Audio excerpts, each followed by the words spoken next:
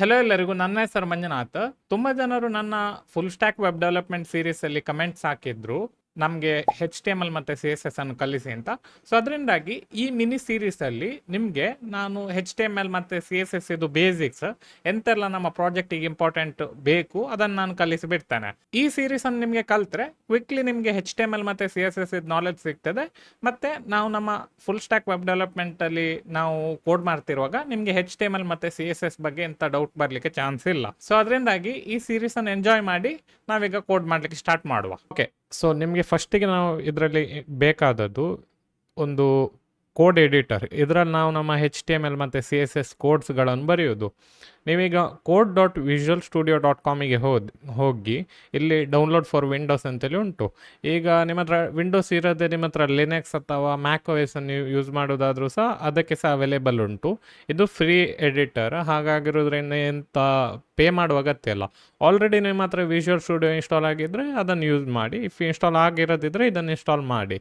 ನೀವು note pad ಅಥವಾ ಬೇರೆ ಯಾವುದಾದ್ರು ನೋಟ್ ಪ್ಯಾಡ್ ++ ಅಂಥದ್ದೆಲ್ಲ ಯೂಸ್ ಮಾಡೋದು ಅಷ್ಟು ಒಳ್ಳೆಯದಲ್ಲ. ನಾವೀಗ ಪ್ರೊಫೆಷ್ನಲ್ ಆಗಿ ಕೋಡ್ ಮಾಡಬೇಕಿದ್ರೆ ಪ್ರೊಫೆಷ್ನಲ್ ಸಾಫ್ಟ್ವೇರ್ಸ್ಗಳು ಬೇಕಾಗಿ ಇರ್ತದೆ. ಸೊ ಇದು ಒಂದು ಬೆಸ್ಟ್ ಸಾಫ್ಟ್ವೇರ್. ಮತ್ತು ನೆಕ್ಸ್ಟ್ ಇನ್ನೊಂದು ಎಂತ ಅಂತೇಳಿದರೆ, ಒಂದು ಗೂಗಲ್ ಕ್ರೋಮನ್ನು ನೀವು ಇನ್ಸ್ಟಾಲ್ ಮಾಡಿ ಇರೋದು ಸಹ ಒಳ್ಳೆಯದು. ಎಂತಕ್ಕೆ ಅಂತೇಳಿದರೆ, ನಾನೀಗ ನಂದು ಬ್ರೇವ್ ಬ್ರೌಸರಲ್ಲಿ ನಾನು ರನ್ ಮಾಡ್ತಿದ್ದೇನೆ. ಇದು ಸಹ ಒಂದು ಗೂಗಲ್ ಕ್ರೋಮ್ ಆಗಿ. ಬಟ್ ನೀವು ಜಸ್ಟ್ ಬಿಗಿನರ್ ಆಗಿದ್ದರೆ ನೀವು ಜಸ್ಟ್ ಗೂಗಲ್ ಕ್ರೋಮನ್ನು ಡೌನ್ಲೋಡ್ ಮಾಡಿ. ನೀವು ಡೈರೆಕ್ಟ್ ಗೂಗಲ್ ಕ್ರೋಮ್ ಅಂತೇಳಿ ನೀವು ಸರ್ಚ್ ಮಾಡಿದರೆ ನಿಮಗೆ ಗೂಗಲಲ್ಲೇ ಡೌನ್ಲೋಡ್ ಮಾಡಲಿಕ್ಕೆ ಆಪ್ಷನ್ ಸಿಗ್ತದೆ.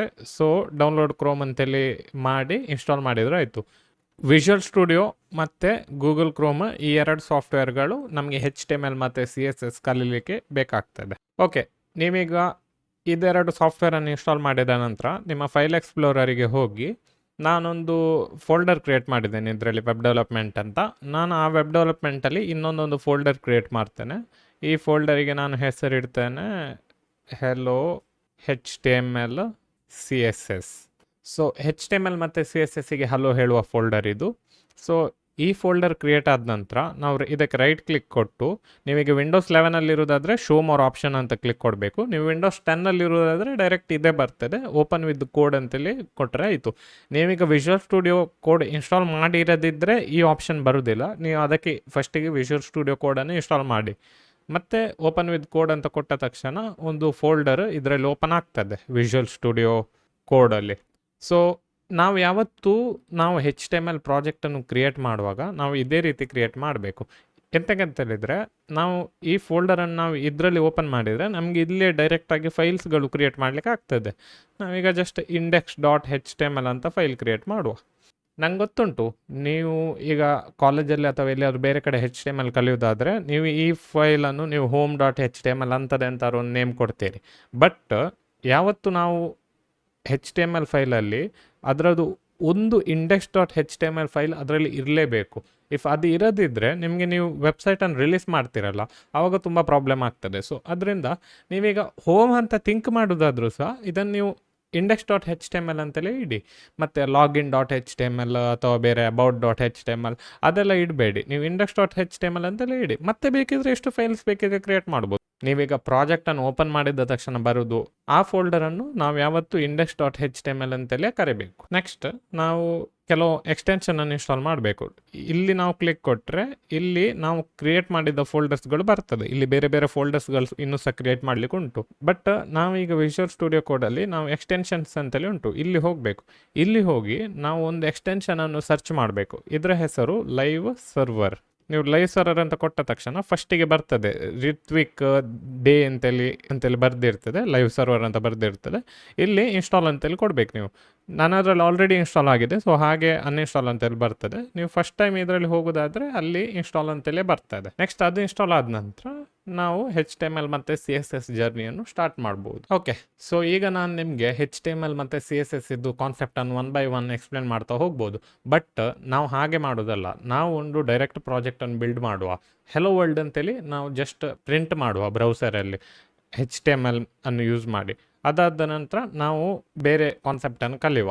ಸೊ ನೀವೀಗ index.html ಅಂತೇಳಿ ಫೈಲ್ ಕ್ರಿಯೇಟ್ ಮಾಡಿದ ತಕ್ಷಣ ನಿಮಗೆ ಕಾಲೇಜಲ್ಲಿ ಅಥವಾ ಸ್ಕೂಲಲ್ಲಿ ನೀವು HTML ಕಲಿಯುವಾಗ ಅವ್ರು ಫಸ್ಟ್ ನಿಮಗೆ ಹೀಗೆ ಕಲಿಸಿರ್ತಾರೆ. HTML ಅಂತೇಳಿ ಒಂದು ಟ್ಯಾಗ್ ಹಾಕಿಕೊಂಡು ಬರೀಲಿಕ್ಕೆ ಸ್ಟಾರ್ಟ್ ಮಾಡ್ತಾರೆ. ಬಟ್ ನಾವು ಆ ರೀತಿ ಯೂಸ್ ಮಾಡೋದಲ್ಲ. ನಾವು ಪ್ರೊಫೆಷ್ನಲ್ ಆಗಿ ನಾವು HTML ಮತ್ತು CSS ಅನ್ನು ಕಲಿಯುವಾಗ ಅಥವಾ ಲೈಕ್ ನಾವು ಮಾಡುವಾಗ ಪ್ರಾಜೆಕ್ಟನ್ನು ಬಿಲ್ಡ್ ಮಾಡುವಾಗ ನಾವು ಎಕ್ಸ್ಕ್ಲಮೇಟರಿ ಅಂತೇಳಿ ಟೈಪ್ ಮಾಡೋದು. ಎಕ್ಸ್ಕ್ಲಮೇಟರಿ ಅಂದರೆ ಈ ಸಿಂಬಲ್ ಇದರಿಂದ ನೀವು ಇದಕ್ಕೆ ಕ್ಲಿಕ್ ಕೊಟ್ಟ ತಕ್ಷಣ ಇಡೀ HTML ಕೆಲವು ಕೋಡ್ಗಳು ಬರ್ತದೆ. ಈಗ ನಿಮಗೆ ಈ ಕೋಡ್ಗಳು ಇದು ಕಾಮನ್ ಕೋಡ್, ಎಲ್ಲದರಲ್ಲಿ ಎಲ್ಲ ಫೈಲ್ಗಳಲ್ಲಿ ಈ ಕೋಡ್ ಇರ್ತದೆ. ಡಾಕ್ ಟೈಪ್ ಅಂದರೆ ಎಂತ, ಮೆಟಾ ಅಂದರೆ ಎಂತ, ಇದರ ಬಗ್ಗೆ ಎಲ್ಲ ಚಿಂತೆ ಮಾಡುವ ಅಗತ್ಯ ಇಲ್ಲ. ನೀವು ಯಾವತ್ತೂ ಡೈರೆಕ್ಟ್ ಎಕ್ಸ್ಕ್ಲಮೇಟರಿ ಎಕ್ಸ್ಕ್ಲಮೇಟರ್ ಅಂದರೆ ಶಿಫ್ಟ್ 1 ಒತ್ತಿದರೆ ಎಕ್ಸ್ಕ್ಲಮೇಟರಿ ಬರ್ತದೆ. ನೀವು ನೆಕ್ಸ್ಟ್ ನಿಮ್ಮ ಎಂಟರ್ ಕೀಯನ್ನು ಕ್ಲಿಕ್ ಕೊಟ್ಟ ತಕ್ಷಣ ನಿಮಗೆ ಡೈರೆಕ್ಟ್ ಆ ಕೋಡ್ ಬರ್ತದೆ. ಸೊ ಈ ಕೋಡಲ್ಲಿ ನಾವು ಡೈರೆಕ್ಟ್ ಇಲ್ಲಿ ಫಸ್ಟಿಗೆ ಟೈಟಲ್ ಅಂತೇಳಿ ಇರ್ತದೆ. ಟೈಟಲ್ ಎಲ್ಲಿ ಬರ್ತದೆ ಅಂತೇಳಿ ನಾನು ತೋರಿಸ್ತೇನೆ. ಬಟ್ ಅದಕ್ಕಿಂತ ಮುಂಚೆ ನಾವು ಒಂದು ಟೈಟಲ್ ಕೊಟ್ಟು ಬಿಡುವ. ಹೆಲೋ HTML CSS ಅಂತೇಳಿ ಕೊಟ್ಟು ಬಿಡುವ.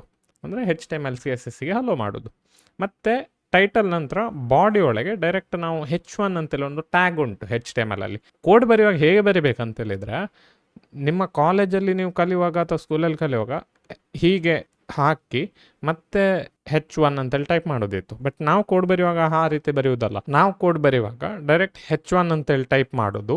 ನೆಕ್ಸ್ಟ್ ಎಂಟರ್ ಕೊಟ್ಟ ತಕ್ಷಣ ಡೈರೆಕ್ಟ್ ಕ್ಲೋಸಿಂಗ್ ಮತ್ತು ಓಪನಿಂಗ್ ಮತ್ತು ಕ್ಲೋಸಿಂಗ್ ಆಟೋಮ್ಯಾಟಿಕಲಿ ಬರ್ತದೆ. ಸೊ ಇಲ್ಲಿ ನಾವು ಹೆಲೋ ವರ್ಲ್ಡ್ ಅಂತೇಳಿ ಬರೆಯೋದು. ಸೊ ಹೀಗೆ ಬರ್ದಾದ ನಂತರ ನಾವು ಈ ಪ್ರಾಜೆಕ್ಟನ್ನು ರನ್ ಮಾಡಬೇಕು. ನಾವು ರನ್ ಮಾಡಬೇಕಿದ್ರೆ ನಾವು ಇಲ್ಲಿ ಹೋಗಿ ಇಲ್ಲಿಂದ ಡೈರೆಕ್ಟ್ ಅದನ್ನು ಗೂಗಲ್ ಕ್ರೋಮಿಗೆ ಹಾಕಿದರೂ ಸಹ ವರ್ಕ್ ಆಗ್ತದೆ. ಬಟ್ ನಾವು ಆ ರೀತಿ ರನ್ ಮಾಡೋದು ಬೇಡ. ಆಲ್ರೆಡಿ ನಾವು ಒಂದು ಲೈವ್ ಸರ್ವರ್ ಅಂತೇಳಿ ಒಂದು ಇನ್ಸ್ಟಾಲ್ ಮಾಡಿದ್ದೇವಲ್ಲ, ಈ ಲೈವ್ ಸರ್ವರನ್ನು ನಾವು ಯೂಸ್ ಮಾಡುವ. ಇದನ್ನು ಹೇಗೆ ಯೂಸ್ ಮಾಡೋದು ಗೊತ್ತುಂಟಾ? ನಾವಿಲ್ಲಿ ರೈಟ್ ಕ್ಲಿಕ್ ಕೊಟ್ಟು ಓಪನ್ ವಿತ್ ಲೈವ್ ಸರ್ವರ್ ಅಂತ ಕ್ಲಿಕ್ ಕೊಟ್ಟ ತಕ್ಷಣ ಅದು ಆಟೋಮೆಟಿಕ್ ಆಗಿ ಲೈವ್ ಸರ್ವರಲ್ಲಿ ಓಪನ್ ಆಗ್ತದೆ.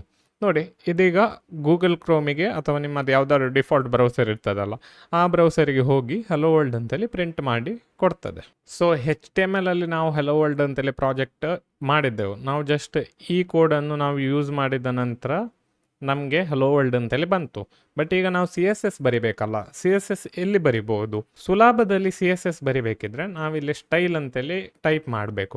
ಯಾವತ್ತು ನೆನಪಿಡಿ, ನಾವು ಸ್ಟೈಲ್ ಅಂತೇಳಿ ಟೈಪ್ ಮಾಡಿ ಎಂಟರ್ ಕೊಟ್ಟ ತಕ್ಷಣ ಆಟೋಮೆಟಿಕ್ ಸ್ಟಾರ್ಟಿಂಗ್ ಮತ್ತು ಕ್ಲೋಸಿಂಗ್ ಟ್ಯಾಗ್ ಆಟೋಮ್ಯಾಟಿಕ್ ಆಗಿ ಬರ್ತದೆ. ನಾವು ಅದನ್ನು ವಾಪಸ್ ಟೈಪ್ ಮಾಡುವ ಅಗತ್ಯ ಇಲ್ಲ. ಸೊ ಈ ಸ್ಟೈಲ್ ಟ್ಯಾಗಲ್ಲಿ ನಾವೀಗ H1 ಅಂತೇಳಿ ಬರೆದು ಇಲ್ಲಿ ಕ್ಲೋಸಿಂಗ್ ಮತ್ತು ಓಪನಿಂಗ್ ಬ್ರ್ಯಾಕೆಟ್ ಹಾಕಿದರೆ ನಮಗೆ ಇಲ್ಲಿ ಎಂತ ಬೇಕಿದ್ರೆ ನಾವು ಕೋಡನ್ನು ಬರಿಬೋದು CSS ಇದು. ಸೊ ಇಲ್ಲಿ ನಾವೊಂದು ಸಿಂಪಲ್ ಆಗಿರೋ ಫಾಂಟ್ ಸೈಜ್ 50 ಪಿಕ್ಸೆಲ್ ಅಂತೇಳಿ ಹಾಕುವ. ನೆಕ್ಸ್ಟ್ ಕಲರನ್ನು ಬ್ಲೂ ಅಂತೇಳಿ ಇಡುವ. ಸೊ ನಾವು ಇಷ್ಟು ಮಾಡಿ ಸೇವ್ ಮಾಡಿದ ತಕ್ಷಣ ನೀವು ಈಗ ಇದು ಎಂತ ಅಂತೇಳಿ ನಿಮಗೆ ವಂಡರ್ ಆಗ್ಬೋದು. ಬಟ್ CSS ಅನ್ನು ನಾವು ಇದೇ ರೀತಿ ಬರೆಯೋದು. ಸೊ ನಾವು ಇಷ್ಟು ಬರೆದು ನಾವು ಇಲ್ಲಿ ಹೋದರೆ ನಮಗೆ ಸ್ವಲ್ಪ ಫಾಂಟ್ ಸೈಜ್ ಇನ್ಕ್ರೀಸ್ ಆಯಿತು, ಪ್ಲಸ್ ಕಲರ್ ಬ್ಲೂ ಕಲರ್ ಬಂತು. ಸೊ ಇದು HTML ಮತ್ತು CSS ಇದು ಹೆಲೋ ವರ್ಲ್ಡ್ ಪ್ರಾಜೆಕ್ಟ್. ತುಂಬ ಕೋಡ್ ಅಂತ ನಾವು ಬರೀಲಿಲ್ಲ ಇದರಲ್ಲಿ, ಜಸ್ಟ್ ಕೆಲವು ಸ್ಟೈಲ್ ಬರೆದದು. ನೀವೀಗ ಎಕ್ಸ್ಪೆರಿಮೆಂಟ್ ಮಾಡ್ಬೋದು ನಿಮ್ಮಷ್ಟಕ್ಕೆ. ಈ 50 ಪಿಕ್ಸೆಲ್ ಅಂತ ತೆಗೆದು 100 ಪಿಕ್ಸೆಲ್ ಹಾಕಿ ಸೇವ್ ಕೊಟ್ಟ ತಕ್ಷಣ ನಾವಿಲ್ಲಿ ಹೋದರೆ ಸೈಜ್ ತುಂಬ ಹೆಚ್ಚಾಯಿತು.